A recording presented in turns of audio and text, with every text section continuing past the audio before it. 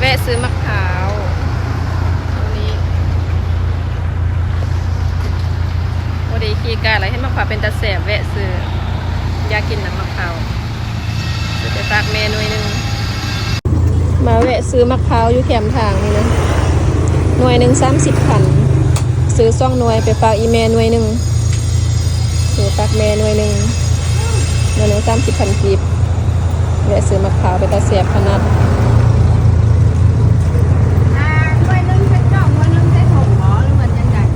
ใส่จอกทั้งซองเลยก็ได้ใส่น้ำก้อนมาสองโดย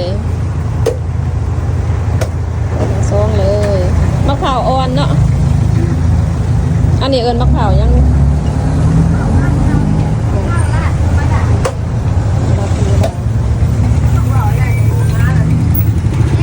แล้วกินกัน